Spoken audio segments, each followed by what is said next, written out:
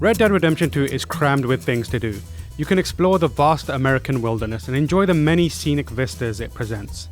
Hunt animals to provide for your friends, or rob trains to, well, provide for your friends in a less wholesome way. For the most part, Red Dead Redemption 2 explains the majority of its gameplay systems, but since it's massive, some of the information is doled out over the course of multiple hours, so you may find yourself asking questions the game isn't ready to answer yet. To help you hit the ground running, we've put together a few tips that are handy to know from the outset.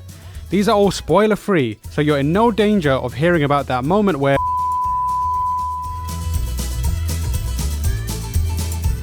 Red Dead Redemption 2 gets surprisingly in-depth with information on the health and well-being of its main character, Arthur Morgan. And to really make the most of this information, you should head into the player menu in the pause screen and select Arthur. You'll be presented with information cards that clue you into the state of your health, stamina, and Deadeye cores, which dictate how quickly each of these attributes regenerates. To guarantee you're operating at peak performance, you'll need to maintain your cores by eating, resting, and generally keeping Arthur in good shape. You'll also get information on the actual numerical percentage of how much of the core you have remaining. Temperature and weight impact stats for health and stamina respectively. So if you're layering up in the heat or walking around in the chillier parts of the world as if it's a warm summer's day, you'll see Arthur's health drain faster. All outlaws are beautiful in our eyes, but if you have a specific playstyle in mind, it's important to watch your weight and manage it to suit you. Hunting is a crucial part of Red Dead Redemption 2. It brings in resources for you and the rest of your gang to survive off, but also lets you build a deeper connection with the world around you through study and observation. When you come across an animal to hunt, don't just go Yosemite Sam on it. Instead, be more Elmer Fudd and take it slow. Be sure to use the study prompt as you'll get an entry in the animal section of the compendium that tells you a little more about it. This includes details on how they behave, the best weapons to use to bring them down cleanly and thus increase their value, and what they can be used for. Early in Red Dead Redemption 2, you're taken out on a hunt and given a run through of how it works. It's all fairly simple, but there are two main tricks that help considerably. The first is masking your own scent. Pressing the analog sticks to activate Eagle Eye, and you'll see an aura emanating off you. That's your own body funk. Don't be ashamed. You're a rough and ready outlaw living off the land and farting into the winds whenever it suits you. It's the good life. You'll need to make sure those wisps of BO aren't being carried towards the animal, as they're super judgmental about odors and will bolt. If you're out on a tricky hunt, we recommend heading to a vendor first, as they'll usually sell you an item to mask your smell, or you can craft one yourself. Also, hit the baths regularly. There's a limit to how much you can smell like sun-baked horse poop. The other tip is to attract the attention of an animal by locking onto them and then pressing square on the PS4 or X on the Xbox One. This causes the animal to raise its head and leaves it in the perfect position to be brought down cleanly. We recommend trying to use a bow as often as possible when hunting, as it's quieter and better for getting clean kills. Don't forget to give your pelts to Pearson back at the camp, or one of the trappers that appears. They will hold on to them for you to come back later and use for crafting. At a certain point in the game, you'll complete a mission and meet a fence. No, we're not talking about a wooden partition typically used to enclose outside areas and made of posts connected by either boards, rails or wires. We're talking about the criminal variety of a fence. These folk will buy stolen goods from you, which is handy if you've just 5-finger discounted a carriage or horses. However, they'll also more than happily take small ticket items off your hands, so if you're the robbing and heisting type, fences will be your best buddies. However, if you're fresh off committing a crime and have a bounty on you, you'll first need to pay that off at the post office, as fences won't chat to you otherwise. The basics of shooting in Red Dead Redemption 2 are familiar, simple and intuitive. However, your gun has more uses than just filling folk with lead. In fact, it can also be used to get what you want out of a person without killing them.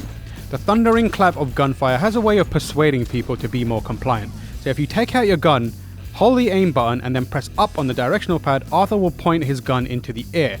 When you fire, you may find people are a little more deterred from acting out. Next one goes in the hair. While many will usually comply for fear of losing their lives, others may ignore you. You can usually tell when it's going to work based on the demeanor of another person. The cowardly types tend to stop dead in their tracks, but if you're robbing someone and they have a defiant attitude, you may be out of luck. Nevertheless, it's worth a shot into the sky. For those after a gun-focused tip that's useful in combat, hit the square or the X button while aiming to execute a dolphin dive. The game has a cover system to keep you safe when bullets are flying, but the dive is a handy way of minimizing risk when moving from point to point. For those who enjoy exploring the nooks and crannies of far-off virtual lands, Red Dead Redemption 2 provides plenty to uncover. One of the most immersive ways to experience it all is to turn off the in-game map and rely on your own sense of direction and navigational skills to get around. If you hold down on the directional pad and opt for turning off the minimap, characters that you ride with will be more forthcoming with directions, which makes for a more natural and authentic form of discovery. Go right here. If you find yourself struggling, however, you can always just tap down again to briefly bring up the map to get your bearings. While you're out and about, keep your eyes peeled for smoke in the sky, because where there's smoke, there's usually a campfire. And this more often than not will either lead to a side mission or a memorable random encounter. Similarly, listen for things happening in your environment, as you may hear someone shouting for help or beckoning you to come over as you pass by. Help me please, kind sir. Sometimes it's easier to just use public transport to get where you need to, and to make use of fast travel you can hop on a taxi coach or a train. These are usually only available in towns, but if you upgrade Dutch's quarters in the camp, you can then also purchase a map for Arthur that allows him to return to previously visited locations.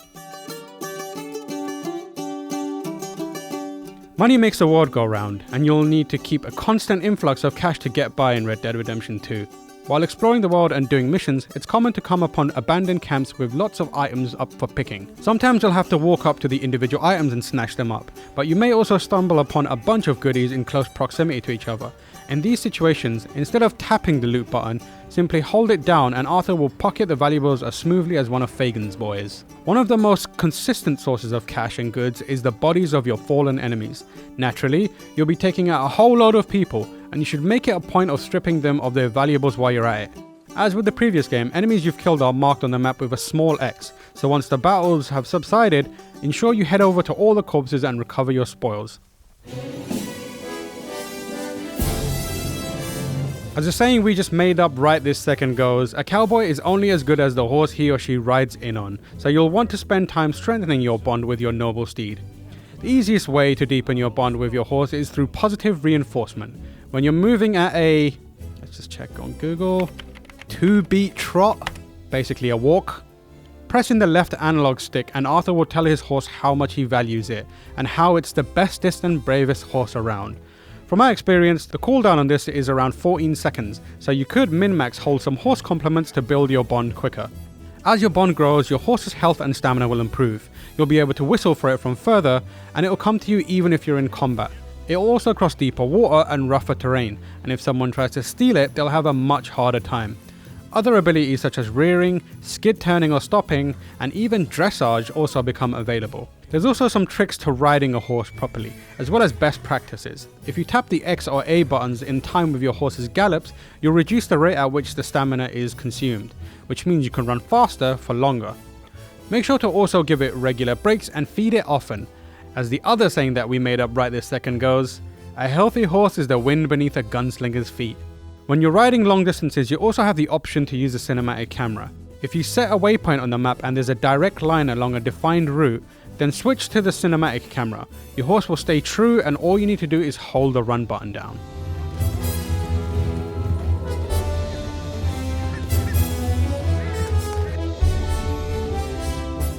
Finally, here's a quick tip that will keep FOMO at bay. Make sure to do the missions that appear as white icons around your camp. These are usually activities that you undertake alongside other members of the Van der Linde gang and provide some nice characterization moments. These will disappear after a while, either because they're time sensitive or because the narrative advancements wipe them away. If one of these pops up, make sure to prioritize them over the yellow core missions. Those will always be there, waiting for you.